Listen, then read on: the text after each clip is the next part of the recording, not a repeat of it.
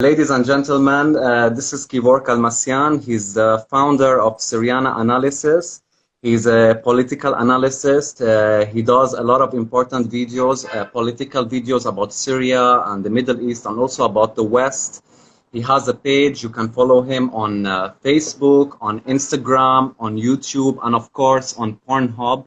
You can find all his latest videos there. I also have an animal account if you want. Wait. Yeah. Oh, look at the good, cute dog. My cute Amazing boy is here as well. I love the dog. I love your dog. Hello. Hello. So cute. How are you, Kevork? I'm good, bro. How are you doing? Thank you for I'm doing good, my brother. Thank you for doing the interview. It's my pleasure, Habibi. Anytime. Okay. Thank you, my friend. Well, first of all, let the people know more about you. Now, you're a Syrian from Aleppo. You're Christian, and you also have Armenian origins. You've lived in Syria all your life. You're a Syrian. But I want to ask, what was the main reason that made you leave Syria? So first of all, my grandparents survived the Armenian genocide and they found refuge, shelter in Syria. So I was born and raised in Aleppo, in the northern part of Syria. And I've had a very strong of belonging to Syria and also appreciation because the Syrians have helped my grandparents from the Ottoman massacres. So when you could keep this as a context or a background in your mind, you can also build upon it why I have also a certain political position when it comes to the Syrian war, because one of the major, let's say, players involved in the Syrian war and participated in the destruction of Syria is Turkey. And we know that Erdogan, he openly calls and says that he is a new Ottoman. And he wants to restore the Ottoman glory, and he even shows some maps carrying in his hands, trying to extend his empire to China, maybe to Xinjiang, you know, to all that the peaceful revolutionaries there as well. Yeah. It was like, especially my city Aleppo. It started in the mid-2012 when the so-called rebels, supported by NATO, Turkey, Israel, Qatar, Saudi Arabia, name it, they invaded the city with four-wheel trucks full of PKCs, anti-aircraft missiles, anti-tank missiles. So they were so peaceful. They just had some anti-tank missiles and cruisers. Stingers, sorry, from the United States. So you had to make a choice because we are not living in a la-la land, and we know what the government is. It is a secular government that preserves the multiculturalism in Syria, but we lacked some political freedoms in Syria. We understand that, but at the same time, when you see the people who get all the support from all the imperialist powers around the world and what they are calling for, which is underground, they want an Islamic caliphate. But when you watch the TV, it's just like all these beautiful LGBTQ, pro-LGBTQ activists are calling for human rights and democracy, right? It's a complete opposite of the narrative is completely the opposite. So it was around 13 to 15,000 civilians died during between 2012 and 2016 by the hell cannons and mortars and kidnappings of the civilians. Yeah. My brother was one of the victims. They kidnapped my brother when they couldn't kidnap me because I was also active politically back then.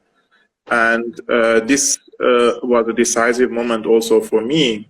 On an individual level. So I gave you the political background, but now it's a personal issue as well.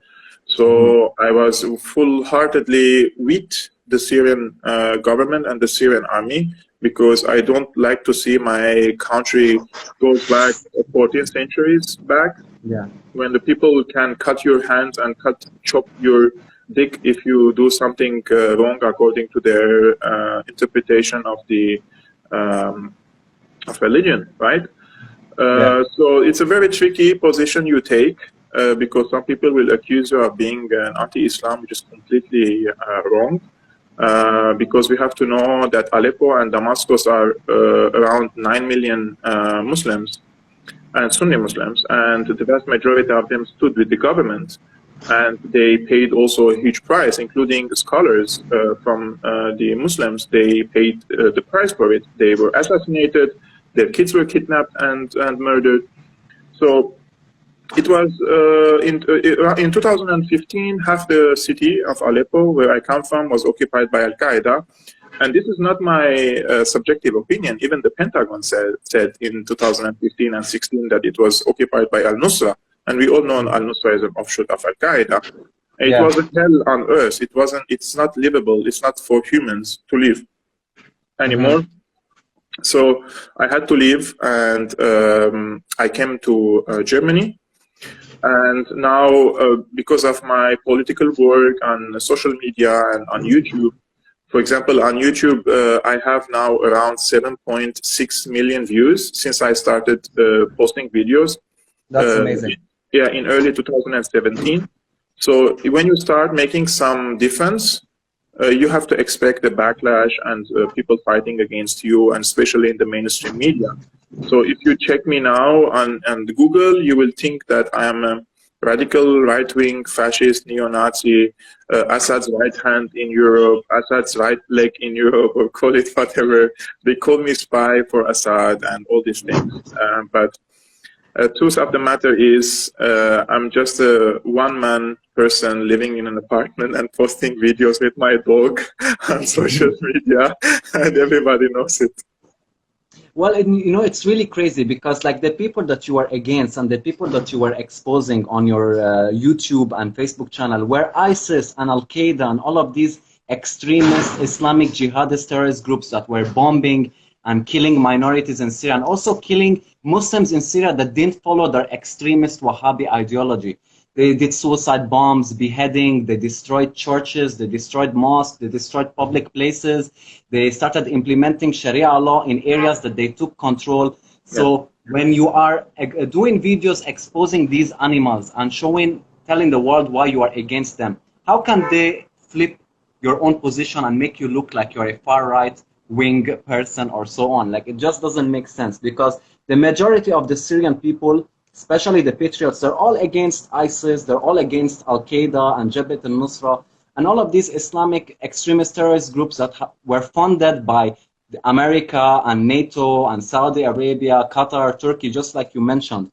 So it's really crazy how they can flip someone's position and destroy someone's reputation over him simply exposing the truth of what is going on in Syria. You know, a lot of people, when they listen to CNN and the mainstream media news and so on, like they have this idea that what was happening in Syria was a civil war and the Syrian government was just randomly killing anybody in the street that had a different opinion as theirs.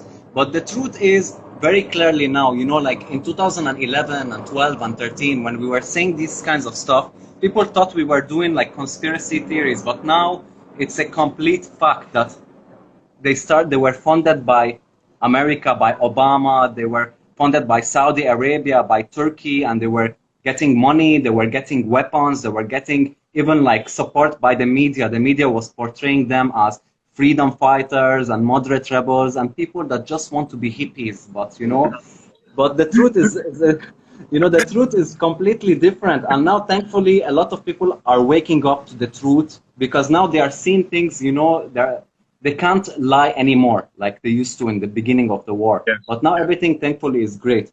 Is now clear, I mean. Now, I want to ask you a question. Now, you that you're living in Germany and so on, I'm sure like you meet up with Syrian refugees there that live there and so on. Do you see the Syrian refugees in Germany right now? Do you see them interested in going back to their country, or do you feel like most of the Syrian refugees now in Europe have forgotten the idea of coming back to Syria? Before answering your question, my German teacher from Stuttgart, you just wrote a comment telling me not to smoke in public. I don't know why. I mean, I'm Yeah, smoking too. yeah, does it go against the community standards of Instagram to smoke, or it's like we're just having some friendly chat, you know?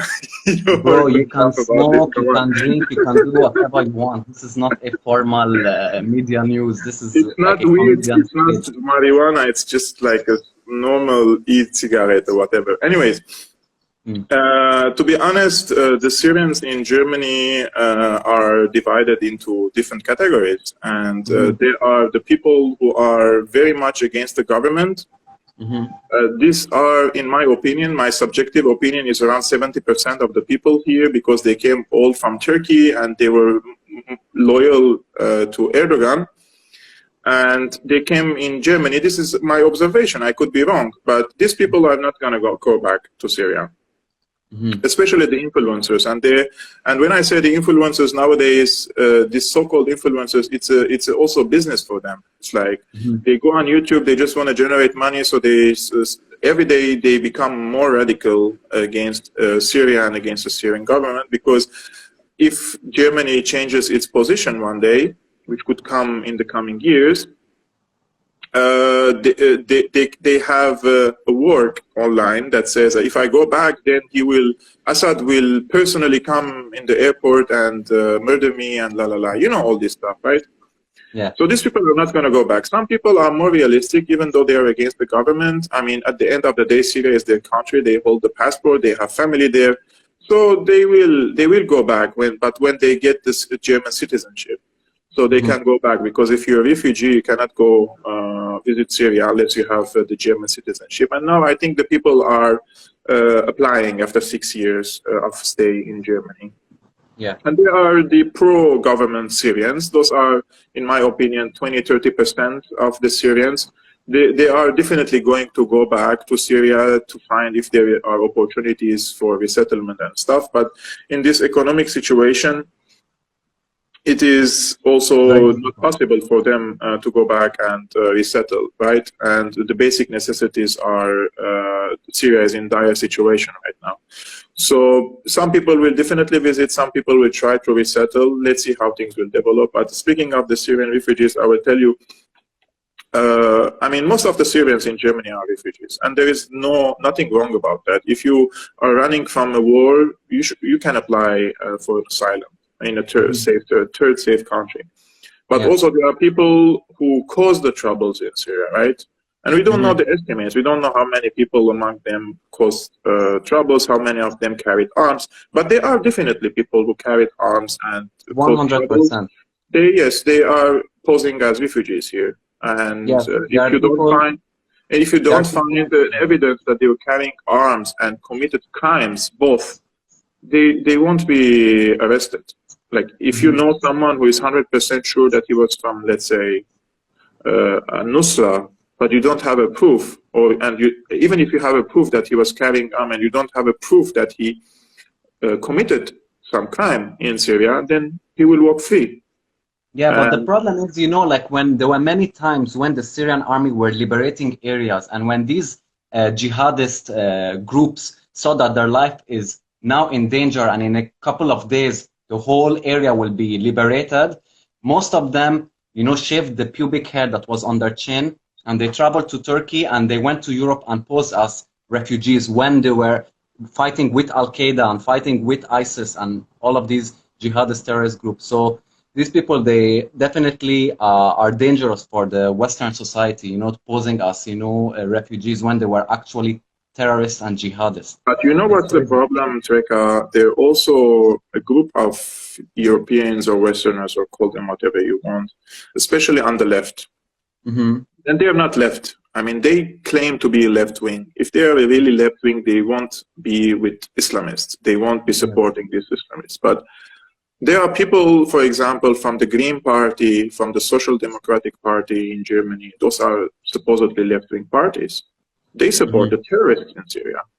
Let's put things in the right direction. They directly support yes, the Greens and the Social Democrats, they support the Islamists in Syria.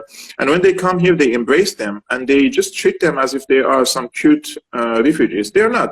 My only problem is with the Islamists. And when I spoke about it and I said there are Islamists among the refugees and that we have to differentiate and filter, I've been accused of being a self-hating Syrian neo-Nazi fascist and all this stuff. And I said this in 2016 and I said, guys, if there are only 1% of the refugees are Islamists, this is already a big number. You have like 10,000 Islamists in Germany. And you know, 10,000 people can, they were able to occupy entire cities. Five people are able to cause huge explosion and kill many people. And it happened a lot of times in Syria, where you would find one suicide bomber, he would go to a public place where the place is crowded, blow up himself up and kill 20 people. So when you're saying 1%, which means 10,000, that's a very, very dangerous number. And what is crazy about these Western people who aren't really educated about the matter here in Syria, the people that they are actually defending and portraying as heroes, like I said, these people are extremist jihadist terrorist groups. And if you, of course, now the Syrian government are not angels. They have their problems, they have corruption, they have many things that need to change. But if you want to look at Syria before the war started in 2011, Syria was one of the safest countries in the Middle East, which is something very rare because everyone knows like the Middle East is always fighting and killing and wars. Syria was one of the safest countries in the Middle East. When there was a war in Iraq, in the world, Treka, in the world, safest. It's the seventh safest country in the world in 2010. Yes. Millions of Iraqis came to Syria when the war in Iraq started for safety. When the war in Lebanon in 2006 happened, many Lebanese came to Syria for safety. So like Syria has always been known as a very safe country, and it's filled with many religious groups. You have the Muslim Sunnis, the Shias, the Christian Catholics, the Orthodox, the Druze, the Alawis, Jews. You have people from other ethnicities like the Kurds, like the Armenians, and they were all coexisting and living peacefully with each other. Then suddenly, when the West and Saudi Arabia started funding these terrorist groups and sending them money and weapons, they came to Syria and they started blowing things up, killing, burning churches, causing huge destruction and division in the country. But all of this stuff that we are mentioning, the Western media and politicians, they don't mention it. They just say, oh, there were freedom fighters and people that listen to the Beatles, they were asking for freedom in Syria, and then randomly the Syrian army just started killing them for no reason, which is a complete lie. And a lot of people need to be educated about this matter because it's a very, very major and important information for people to know.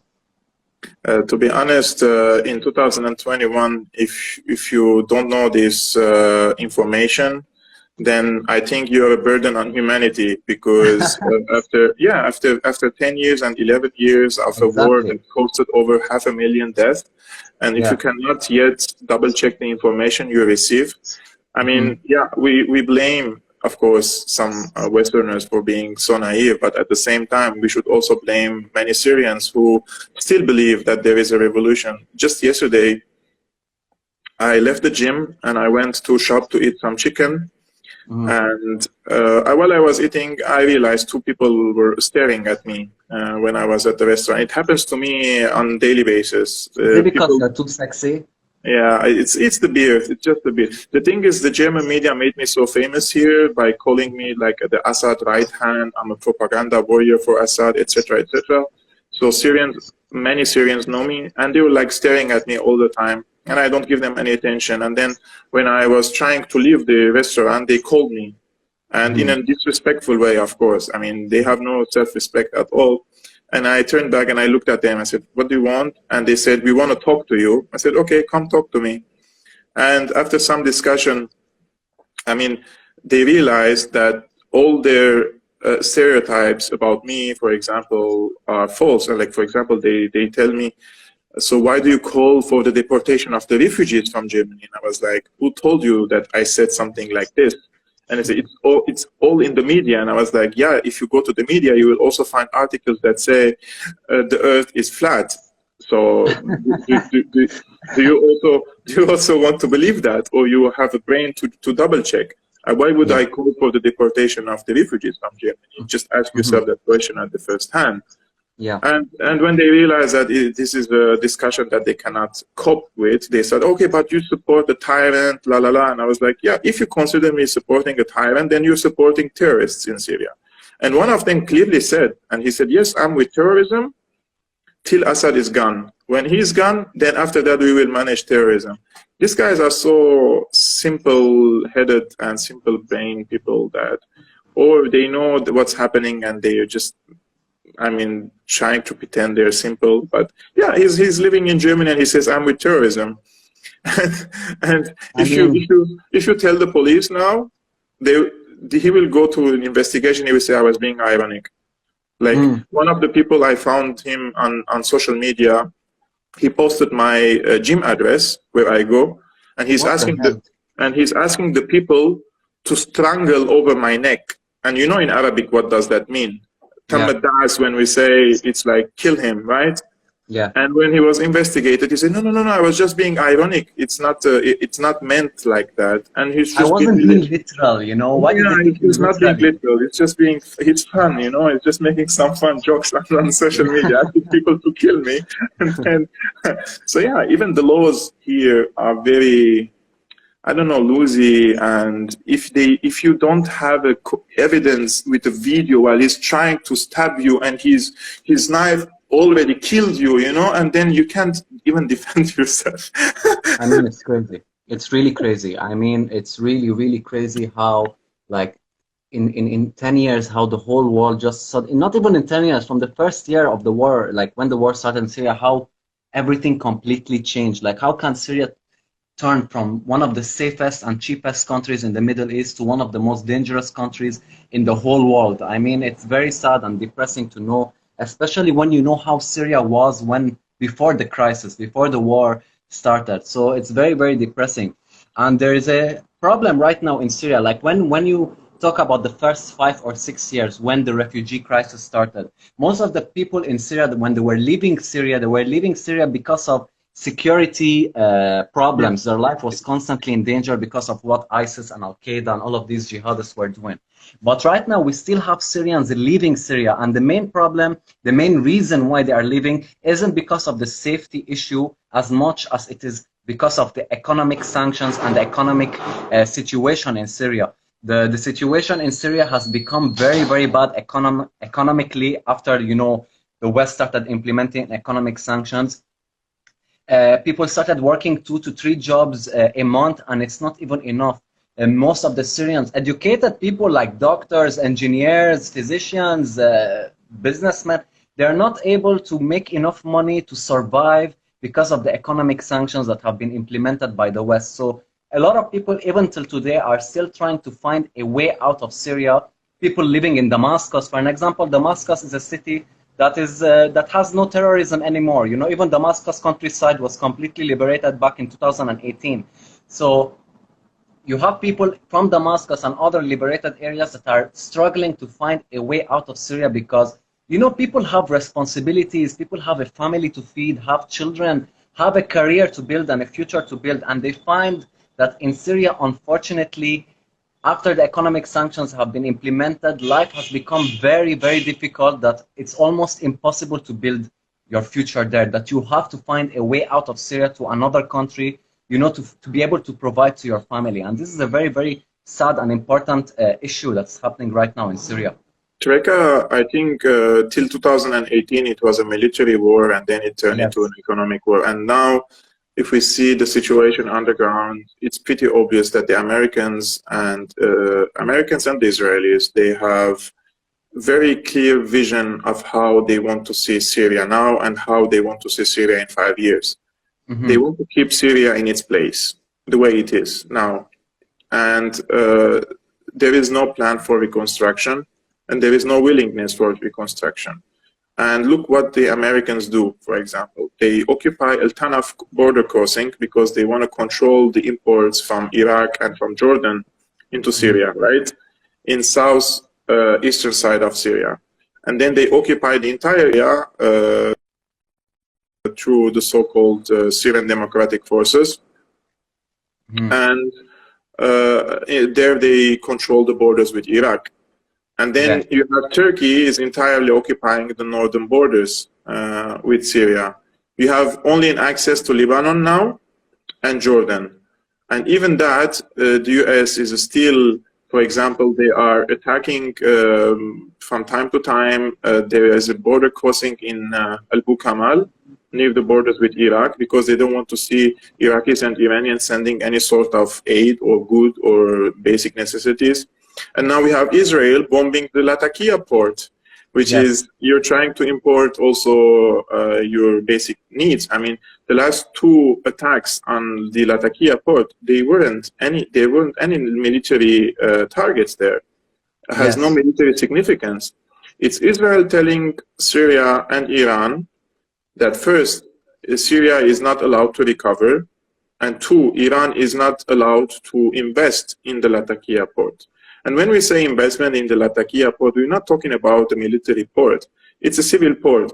And Iranians there want to develop the services in the Lattakia port because they have a big experience in that. Similarly, China invests in some Somalia, Eritrea, Djibouti ports, in Israel ports. So these things happen in any normal world. But in the Israeli world, it's a different vision. It's like they want to control who invests in their neighboring country. And this last bombing group. Just to tell you, like last week when Israel struck the Lattakia port, I spoke about it on my Facebook and a YouTube channel, and I posted the video of the huge explosion that happened in the port and showing like the huge damage and destruction that the strikes, you know, caused. And when I posted about it, you know, because I have many followers from the West, so most of them were confused that they didn't hear any news about it on their mainstream media. So I posted the video of the huge explosion and the strikes and like showing proof of what happened last week. And the majority of my followers that are living in Europe and in the West, they had zero idea that this was going on in Syria. They were telling me, Treka, if you didn't post about this event happening, we would have never knew that Israel struck Lattakia a couple of days ago. Yeah. Now imagine if Syria, I'm not saying bombed the Haifa port, if Syria sent a pigeon to Israel, the UN Security Council would have an emergency meeting, and they will condemn Syria for sending a pigeon to Israel, and they will call it anti-Semitism, right? Yeah, they'll be like, that pigeon was a Nazi. I saw his mustache. It resembled Hitler's mustache, so we have to destroy Syria completely. Believe me, they will find something. They will catch the bird and draw some mustache. But do you know what is very, very like sad with how they manipulate the news and how they manipulate the truth is that, for an example, Israel would, for an example, strike Syria. If let's say they wouldn't report anything about it, if let's say Syria retaliates and strikes Israel back, they would only talk about, oh my God, Israel is being attacked by Syria for no reason, like we should send America and NATO countries to destroy Syria because it's attacking like Israel for no reason. So the way they manipulate the truth and they don't show the people the full picture is just very sad and annoying at the same time, you know? I want to ask you a question. What was the main reason, in your opinion, for the strike on the Lattakia port? There were actually two reasons. One, of course, this is an Israeli narrative, right? I mean, they claim that through their media, I mean, they don't officially even recognize that they're bombing Syria. But they say they're sending two messages. One is to the countries who are restoring diplomatic ties with Syria, in especially the Arabic countries who want to open up again to Syria and do trade and just normal relations. That, okay, if you want to open ties or restore ties with Syria, that's fine. But remember, Syria is still unstable. You cannot invest there. You cannot reconstruct this country. And this country is in a state of instability. This is number one. So they are destabilizing Syria further to stop or block the reconstruction or any projects of investments that the Arabic countries are planning to do in Syria, right? Especially the Emirates now. The second is the message is sent to Iran. You know, Tartus port is invested by now Russia. And the Lattakia port, Iranians wanted to develop the port. And this message is sent to Iran. You're not allowed to invest. So the Israelis do not have a problem with the Russians. Let's be honest about it. They have a problem with, with the Iranians. And the way these attacks are happening, it indicates that the Russians are not interested in helping Syria repel these attacks decisively. So they are, of course, giving military help and hardware, but they are very limited. And even this hardware do not pose a significant danger to the attacks of Israel. We're not talking about offensive weapons here. We're just talking about defensive weaponry. Like, for example, when the attack happened, the Russians made a statement. A Russian military officer from Al-Hamamim air base, he said, the Syrians didn't engage with the Israeli missiles in this last attack because there was a Russian cargo plane was landing in Al-Hamamim air base. First of all, Al-Hamamim air base is 30 kilometers away from Lattakia port. They're not near each other.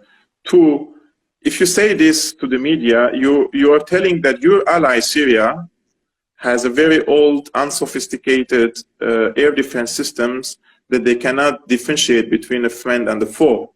And if that is true, then why? If Syria is your ally, then why Syria doesn't have more sophisticated weaponry, which Syria asked for, and they want to pay the price for it, right? But this is not true, because Syria has Panzer S-1 and has S-300. And these two weapons, they can, when you choose your target, it locks on your object. It doesn't miss, like it doesn't go and find another object. It just goes behind this target. So that's completely untrue what they're claiming here.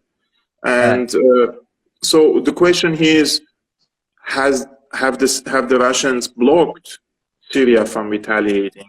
Did they ask them what happened? We don't know. We don't know, but it is very strange that Israel bombed 4 missiles, strike with 4 missiles, and all of them reached their destination. And we know that usually Israel shoots like 10 to 12 missiles, and around 80 to 90 of them are already intercepted or bombed in the air, destroyed in the air. So why this time it didn't happen? So have the Russians also sending message to the Iranians that we don't want you in the Lattakia port? I don't know. I'm just asking questions here. But I'm as a Syrian, I'm not satisfied with the role of Russia now, especially, like, look, Russians had a very decisive role in keeping Syria as a state in 2015. Were it not for the Russians, it was very difficult for Syria to continue the fight against all these terrorists, right? Even the Iranians and the Hezbollah, they intervened, they couldn't alone, single-handedly fight against the terrorists. So we are not denying that at all. Russia had a very good role in the beginning, in the first 3 years. But after 2018 and 2019, you have to, what's the role of Russia? If they're blocking the Syrian advancement in Idlib and blocking and appeasing Erdogan in the north, which is occupying the north now, and appeasing the Americans in the east, who are occupying half of Syria's gas and oil resources and the wheat of Syria. So like, they're losing their credibility in Syria, they're losing their support. And when I say this in public, especially on Twitter, because I know a lot of Russian diplomats and even ambassadors follow my page, and they have to understand, because maybe they don't speak Arabic or they don't follow what's happening on social media accounts of the Syrian accounts, right? A lot of influential Syrians are criticizing Russia, and the mood is shifting.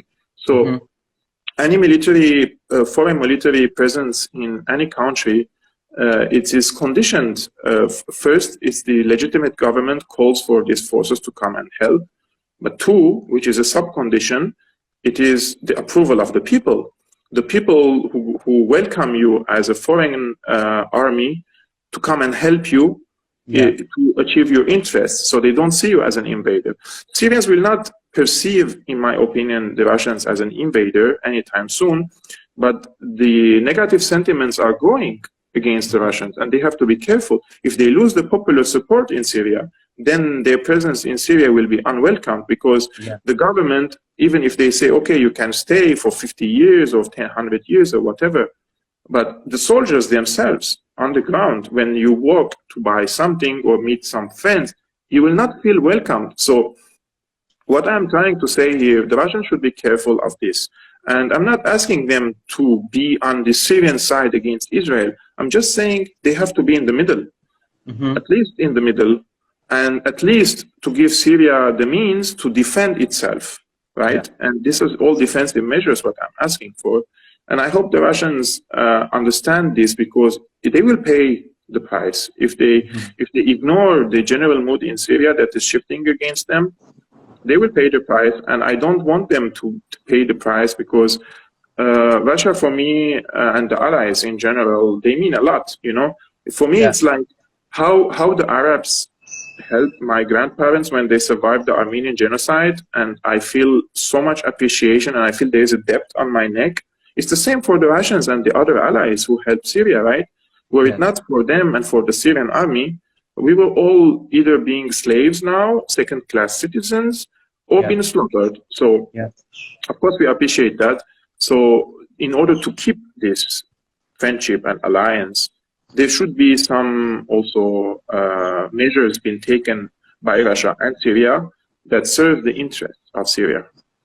I want to ask you, because a couple of minutes ago you mentioned Idlib, and I want to talk to you about Idlib. But before I get into Idlib, we just want to say one last thing about the port in Lattakia that got destroyed.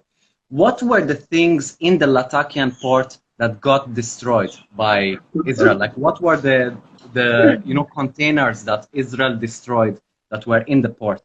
You may not believe me, but there were many Nescafés, milk for the children, and conservatoire, like this processed food and stuff. That was what Israel bombed. Yeah, that's what was destroyed. Like you had rice, you had wheat, you had medicine, you had nothing close to any military anything that has to do with military equipments. It was all food and things that they were going to use to provide to the Syrian people, especially like the people that are poor and living in a very, very bad situation. In this port, they were importing like all of these goods and foods and medicine for them to give to the Syrian people, and unfortunately more than 85% of it got completely destroyed, which is very, very terrible and depressing, for the Syrian people, because this would have helped millions and millions of Syrian people, survive in this cold winter. That's why what I'm saying, this is not a military message, this is an economic message by Israel and by the US. If they want to send a military message, they usually bomb the military research centers, they bomb some air defense systems or some weapon cargo, for example, coming from Damascus, Mazar port, etc. But this had nothing to do with any military thing. Yeah. I want to go now to Idlib, because as we all know, Idlib is the last main major city that is still under the control of these hairy baboons, the extremist Islamic terrorist groups. What I find really, really strange, my friend, is that I remember the majority of Syria got liberated in 2018, the ending of 2018. Remember when we liberated Damascus countryside and all the cities, and all that was left is the city of Idlib. And this, we're talking about 2018. Today we are in 2022.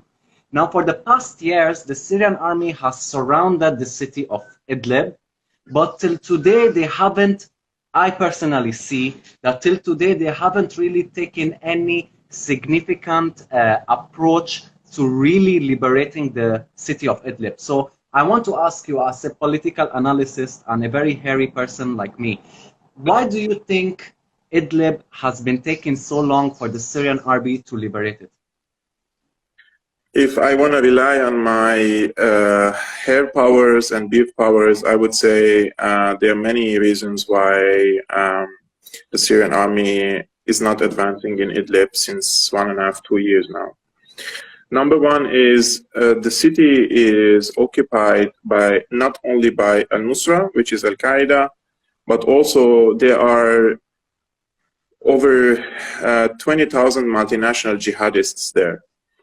And these multinational jihadists, for example, you have at least 5,000 of them of the Uyghurs from Turkestan, the Xinjiang in this northern region in China. Yeah. So if you want to fight against them, it will be first difficult to fight against them, and two, where are you going to send these people? Idlib is an international issue. It's not only a Syrian issue. Like there are Shvedis, British, Saudis, Uzbekis, Kazakhs, Chechens, like name it. Maybe 100 nationalities living there. So even the Turkish military is there, right? Yeah, the Turkish military is protecting them. Let's be honest. That's one of the huge reasons why it's also taking a long time for us to be able to liberate it, because they're under the protection, all of these jihadists, they're under the protection of the Turkish military and also the United States military. They're being protected by the United States and by Turkey, and that's one of the main reasons why the Syrian army is not being able to liberate the city, because you're talking about 20,000 jihadist groups. They're all equipped with high-level American weapons. They are being funded with money, weapons, logistical. It's like they are very, very, very strong. Look, it's also very, very confusing to me that it's since 2018. We're talking almost 4 years. There is no any significant approach that I personally have seen the Syrian army do to really liberate it. Okay, yes, we have surrounded this city. They're not able to go out of it. But I mean, what's stopping them from entering? So let's remember when the Syrian army started liberating northern Hama, northern parts of Hama, which is in the southern Idlib, right? So in order to liberate the M4 highway that connects Aleppo to Damascus, which passes through Idlib or passes through Hama and all the way to Homs and Damascus, the Turks directly intervened. And they started to bomb through their Bayraktar drones, the Syrian army positions, our Panzer S-1 systems. Over 200 Syrian soldiers died within a few weeks. Yeah. That's a huge number of soldiers died. And the Russians, back then, they intervened also directly on the side of the Syrian army because it was a decisive war, and both of the Syrians and the Russians were determined to liberate the M4 highway just to keep the country alive so you can connect the major cities together. Now, the M5 highway, which connects Aleppo to Idlib and from Idlib to Lattakia, it is very important and very significant highway. So they want to liberate it. But the Russians, now they say, okay, we want to solve this in a diplomatic way. We want to talk to Turkey. We want to force them to create a 10-kilometer buffer zone on both sides of the highway. But the Turkey, since 3 years, hasn't implemented one thing from this agreement. And because there is a conflict of interest between now Syria and Russia, Russia wants to keep Turkey on, it's not on its side, but at least in the middle. You know, Turkey has problems now with the United States, and Russia wants to use these problems in its favor. So they don't want to anger Turkey in order for Turkey to go back in the basket of the Americans, right? Completely. Yeah. So as long as Erdogan is in the middle now, Russians are happy. At least he's not 200% pro-America. He's also doing some business and giving leverage to the Russians. So it's a conflict of interest. When believe me, if Russia and Turkey now have a conflict, diplomatic conflict, a big one or a military one, you will see Idlib liberated within at least around 3 months. Give it 3 months, it will be liberated. Well, if Putin is watching right now, I heard that Erdogan is sleeping with his wife. So I'm just throwing that out there in case they want to start the conflict today. That would be a good idea. That's what I heard. He told her today's Thanksgiving, would you like to eat some turkey? And she said yes. And I'm not going to go into more disturbing details. So Putin, if you're watching, Erdogan has been doing some nasty stuff with your wife. So if you are interested in doing the conflict today, I think it's the right time because I mean it's your wife. Come on. Yeah. And Treka, I just want to mention one thing. I just want to mention one thing very fast here. The occupation of Turkey in the north is more dangerous than the occupation of Israel in the south. And I'm not saying that the Israelis aren't dangerous. Of course they are. But the existential threat that Turkey poses on Syria is bigger than of Israel. First, the military size is maybe 10 times more. Yeah. The manpower is maybe 100 times more, and do not forget that there are, I would say, hundreds of thousands of Syrians who are very pro-Erdogan and consider themselves Ottomans. They consider themselves Turks. So you have assets also in Syria who are Syrians who hold the Syrian nationality, but they feel like belonging to Turkey and belonging. But that is bullshit. You are a Syrian, you should be proud of your country and defend your country against illegal occupiers, because the fact is this: Turkey is illegally in Syria. America is illegally in Syria. All of these countries, they're illegally. We might have our, disagreements with Russia, but at the end of the day, Russia was officially invited by the Syrian government to come to Syria and help in the fight against terrorism and ISIS and Al-Qaeda. But on the other hand, Turkey is illegally in Syria. And Turkey has been proven with facts that they have been funding Al-Qaeda, funding ISIS, and all of these jihadist groups, and they are protecting them. So, fuck Turkey. Not the country, but the government and the president. Treka, it's even worse than that. Turkey has a vision in Syria in occupying the northern part and Idlib, and they want to organize a referendum in the coming years. After they Turkify the area, they are building schools, hospitals, universities. They're teaching Turkish. They are dealing with Turkish lira. They are teaching the Turkish language. Like, imagine you were born now in the northern Syria, and then after 10 years of learning Turkish and Turkish curriculum and using Turkish lira, would you feel you are a Syrian or a Turk?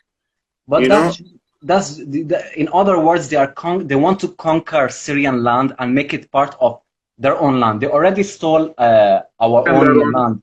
Yeah. This is the same. It's the same strategy. It's exactly the same strategy. The strategy. They are Turkifying the area in order to conquer it later. But the funny thing here is, those people who in Syria, the Syrian who hold the Syrian nationality, and they say they are pro-Turkey and pro-Erdogan. If their grandparents were alive, they would spit on their faces. Because the Ottomans occupied Syria for 400 years and fucked the entire country for 400 years and kicked it backwards. Yeah, exactly. Like, how can you stand with an occupier? How can you stand with a country that has destroyed your own country and killed your own people and caused millions of refugees and economic sanctions and people's life in danger? How can any patriotic Syrian stand with a country like that? He's obviously not patriotic. And not patriotic. The guy that I met yesterday, these two guys that I met yesterday, one of them is from the suburbs of Damascus, and the other one is from the Golan Heights. Look at the irony. And both of them are anti-Assad, which I don't care. I mean, you can be anti-Assad. I don't care too. Yeah, but you can be anti-Assad. You can be anti-Assad. As a Syrian, you have the complete right to have your own political opinions and to have your opinions in general. But when you start standing with a country that is destroying your own country, it's not like Turkey is destroying Assad's house or Turkey is killing Assad's relative. No, they're killing the Syrian people. They're destroying the Syrian land. They're destroying the Syria's economy. They're occupying Syria's they don't land. feel anymore they are Syrians. That's the problem. For example, this is not something that happened just once or twice. It's a pattern now. When I talk to some of my ex-friends or colleagues who are like very much anti-Assad, vast majority of them, they say, we don't feel anymore we're Syrians. We will, in Arabic, they say, أنا غسلت إيدي من سوريا. I I washed no my more, hands. yeah, Mm. I no more care about Syria. They're just adding more misery on the Syrians. They're so selfish. Like they're in Europe, Canada, Australia, America now. Like you're having now all the social benefits here. A lot of you do not work. You have the money of the taxpayers. It's fine. Okay, you're getting it. But what you're doing is you're all the time participating in the protests again to calling for more sanctions on the Syrians while you're living here 24/24 electricity and heating and internet and everything, while you're just strangling the Syrian people inside. This is so selfish and criminal on so many levels. Like I go to demos here against the sanctions. I mean, all the time, they also go for demos, but when they go to demos, we do not go against them and like a counter demo, right? But every time we go for a demo calling in front of the American embassy calling for end the sanctions on Syria, they always come with maybe 100, 200 people with their flags, and they call for more sanctions. I mean, what kind of a person wants more sanctions on? Like they say, oh, this is against the regime. Okay, if the so-called regime, between quotation, is the one providing food, medicine, or is the one who has to buy this stuff, right, to provide it to the people. So if you sanction the government and ban it from importing, the people will not get the food. Do you think the people who rule Syria are now in need of medicine or of fuel or electricity? They all have it. I mean, it's the people suffering. It's the people that need it. That's what I always say in my videos. It's like when they say, oh no, we're not, when the Western countries like the United States and European countries and so on, when they talk about the economic sanctions that they are implementing on Syria, they always say, oh no, we're not implementing economic sanctions on the Syrian people. We're implementing it on the Syrian government, which is a complete lie, because the people that are directly getting affected by these economic sanctions are the Syrian people.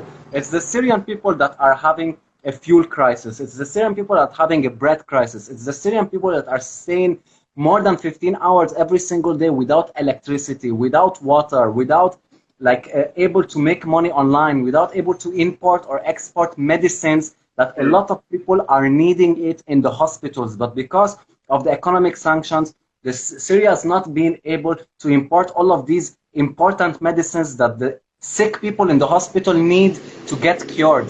So Treka, now as a Syrian, try to open a bank account, you will be blocked. You can't open a bank account because you're Syrian. You can't send the money to someone and write thank you, for example, for everything you do for Syria on PayPal. It's blocked. You can't send money to Syria through PayPal. If you try to do business with Syria, even if you're Syrian or non-Syrian, you try to open a project in Syria, America will come and sanction you. You cannot make business with Syria. So how can this be against the regime? You can't even do a GoFundMe account to help, for an example, the orphans. If you do a GoFundMe account saying help the orphans in Syria, as soon as they see the word Syria, they will immediately block the account.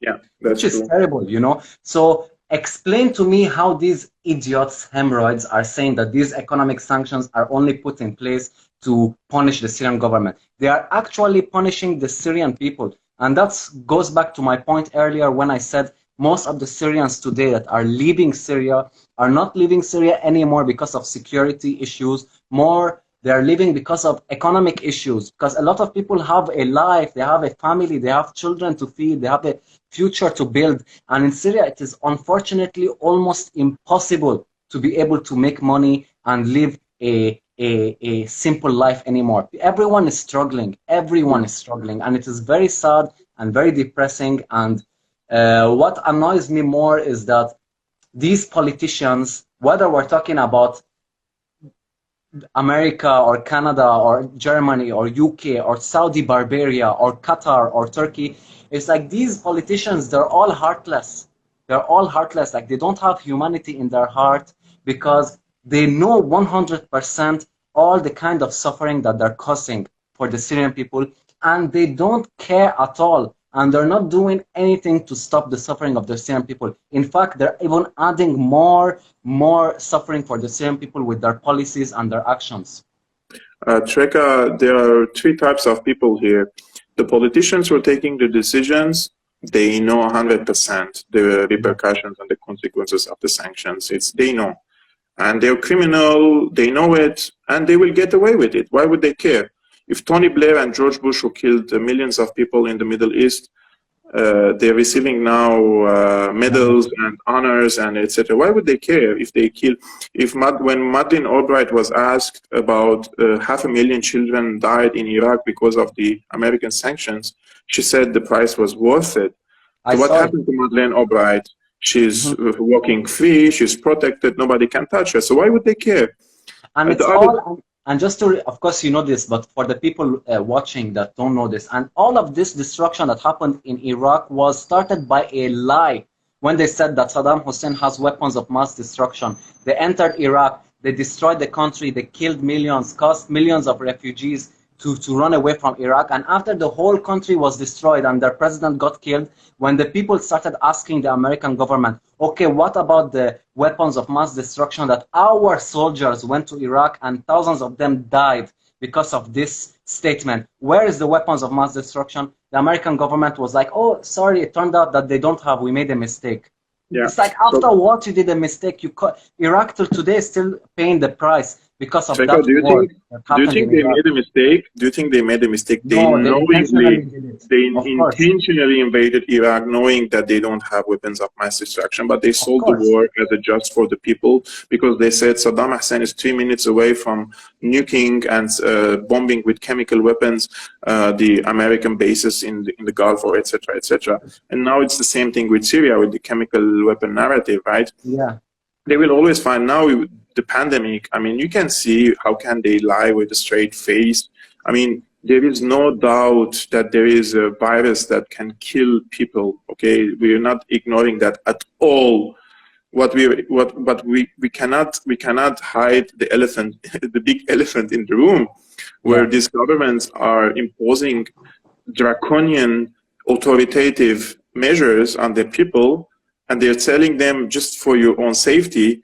And it's so ridiculous and hilarious to see a lot of people think that this entire technological infrastructure that has been built after the pandemic or even before the pandemic, and now they're implementing on the people are so naive to think this infrastructure will just go away when the pandemic is over. No, Habibi.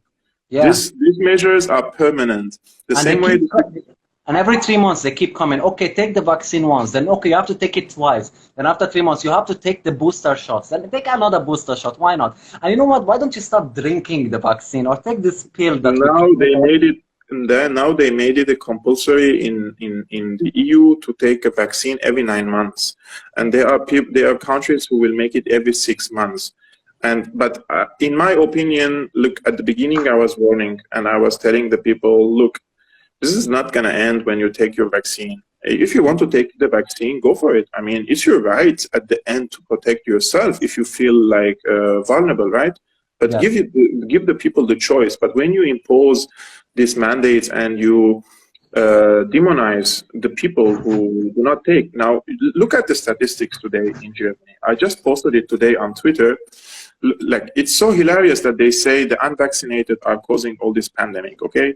Now, the Omicron variant is the dominant variant in a lot of places. And in Germany, 42% of the people who got Omicron, they are fully vaccinated, which means they got 2 jabs. And 17% are fully vaccinated and received booster. And 3% of them are unvaccinated. So you have almost 59% of the cases in Germany of Omicron are either fully vaccinated or vaccinated and a booster. So let's talk facts. These vaccines reduce severe illness. Okay, that's it. But do not say it stops the transmission. So if it doesn't stop the transmission, what is the point of the vaccine passports? Exactly. What's the point? Exactly. Why do people not ask this question? What's the point of, so you're okay with getting COVID from a vaccinated person if he goes to the gym or to goes to the bar or a restaurant, but you're not okay of getting the COVID from an unvaccinated person, because for me, if you're unvaccinated and you get COVID, you will be more ill, okay? And you will know you have the symptoms. You will be very ill. Sometimes you may stay in bed for 1 week. So you will know you're ill. But if you're vaccinated and you have very mild symptoms, maybe you don't know you have a COVID and you go out and you spread it. And especially with the Omicron variant, which is very contagious now. Like if there is someone in the building now that has Omicron and he or she walks in the stairs, I may get the virus if I walk in this building. So it's very contagious. So it goes against your logic, right? So all this infrastructure that they have built on the people, after making them afraid, you know, this fear mongering that they injected in the people's hearts and minds, they just make them surrender to the government and give away their freedoms. Now, we're living in Berlin, and since March 2020, we don't have a normal life anymore. Like, imagine, Treka, in Syria, imagine you're going to a restaurant and people are asking for your ID. It's like, even in a war zone, now, if I go to drink a coffee, you have to show your vaccine passport, and then you have to show your ID. Your ID is your personal private information. There is even your address on it. You shouldn't show your ID to anyone. This is yours. You can only show it to a governmental office when you're doing some application or doing some papers. So it became normal now. People are just walking around. If you show your vaccine status and you don't have an ID with you, there's no access. You don't have an access. And the numbers, I just want to mention this last thing, Treka. Of course. In the past week, okay, I will ample Corona Berlin. It's so hilarious, the numbers, that it becomes so ridiculous that the official numbers okay. So in the past 10 days in Berlin, less than 3 people been hospitalized of 100,000 people due to Corona, okay? And the beds that we have, we call it the ICU, which is the intensive care beds in Berlin. 18% of them are occupied between Corona and not Corona. And despite that, which is the numbers are so low now for hospitalization and the beds are available, we have a lockdown. Yeah. The big gatherings are cancelled, the festivals are cancelled, the clubs are cancelled, fireworks during the New Year Eve are cancelled. What if the firework had COVID, so you can't really turn it on? So imagine during the summer, I was traveling to Hamburg from Berlin. The temperature was 34 degrees. And 34 in a place like Berlin, it's too hot. Believe me, it's not like in Syria. Yeah, Celsius. We're talking Celsius. And in the train, when I got in the train, I don't know, the reception something, he talked to us and he said, "We're not going to turn on the AC in the van in the train because it may circulate Corona." Oh, wow. Well, see, very smart people, yeah. for 2.5 hours, and they told us to buy water if you feel so warm or so thirsty. This, like, nobody is asking questions. Like, you go to a restaurant, and you have to wear a mask while you're walking in. But when you sit, you can take off your mask. Yeah, COVID is only in the entrance. It only stands in the entrance. But as soon as you enter, COVID can't walk. It's lazy. So you just wear a mask before you enter. But as soon as you're inside, then you can remove the mask because COVID only stands in the entrance. Okay, I will give you a sillier example. Only 2 weeks ago, they closed the clubs. Before that, they said clubs are open. You can go to club, but like no dancing. But no dancing. What do you do if you go to club? Constructive talk about geopolitics, or what do you do if you go to club? So it goes against your logic, right? Why the people aren't asking questions? I don't know. bro, it became like a dictatorship. And look, I'm gonna tell you something. Like I personally believe that, feel that with the vaccine thing, it should definitely be optional.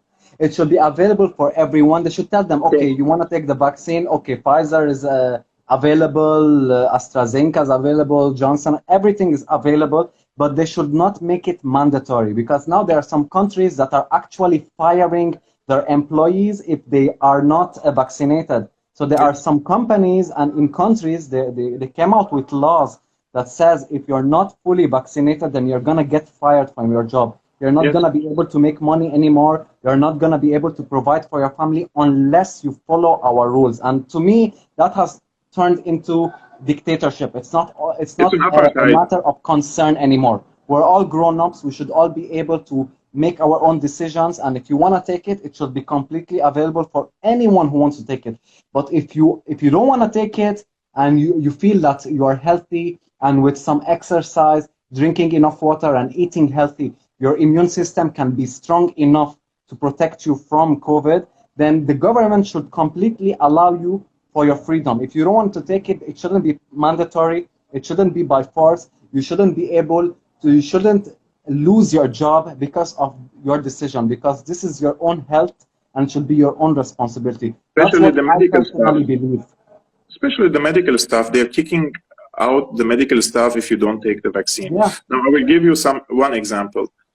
Football players. yeah. How many football player got COVID and he needed to be hospitalized? Very few. Zero. There you Zero. don't see it. There is none. Because You don't exercise is why, healthy. why, why, why? You have to ask yourself, because these people have a strong immune system based on their lifestyle. The So we have exercise, they now eat 2 years. healthy, they get enough sunlight. All of It's this been stuff are two important. years. It's been 2 years to the pandemic. Why the governments aren't pushing forward for like recommendations to make the people more active, go to sports, have a healthy diet, etc., etc. And how many people from these sport players who had heart issues after getting the vaccine? There are Yeah, tens of them. Some of them, their entire career is over now. So, and of course, every vaccine has a side effect. It's normal, okay? But you cannot force someone to get to get some yeah. medicine that doesn't want it, right? Yeah, it shouldn't be by force, and I totally agree with you. It should be optional for everyone and not by force and not mandatory. And no one should lose any of his work or privileges because of that. Because now it's, especially when you look at Australia and Canada, it has turned into a dictatorship. Like it's complete The prison. bullshit what is happening over It's there. a big Complete prison. bullshit. Yeah, I even saw the video that you posted. I think it was yesterday of I think it was a German police officer with a police dog, and That's in the Netherlands. That's in in the the Netherlands. Netherlands, and the They're dog protecting was, the people from COVID. yeah, the dog was tearing that guy's hand, and you wrote, "Oh, look, the German police, Netherlands police protecting people from COVID." It's actually ridiculous. It's ridiculous what is happening in the world right now. Yeah, it will happen the same if the people go and protest in Germany. But Germans are different. Yeah, French and the Dutch people in Holland are different. They go to protesting. In Italian, they go protesting. Here, it's like damn. anything the government says, the majority of them just like obey. So, Sheeps, in other words. unfortunately, they have a trust in like a woman that I know for some time. And when I started to realize there is something fishy going on after 3 months to the pandemic, I started writing about the inconsistencies of the government statements and the media. And I mean, she's so naive. She just asked me, "Why do you think the government and the media would lie? What's their Why? They've interest?" never done this before, Kevork. Why would you doubt it? Like they've never done it. And I was like, "Where were you, lady, in the past few decades? I I swear. mean, are you in hibernation mode? Are I you don't detached from the know. reality?" It's crazy, man. It's really crazy. Yeah. Well, Kevork, it was lovely talking to you. Very informative, very fun, and I hope the people watching learned something very valuable, especially when we're talking about this Syria and Syria's war and all of these important issues. Thank you so much for being part of this live video. And guys, if you want to see more of Kevork's work, You can follow him on Facebook, on Instagram, on YouTube, and on Twitter, all under the name Syriana Analysis and Yes. Kevork Almassian. Yes, if you go to my account now on Instagram, I put my website, syrianaanalysis.com. You can find all my work there.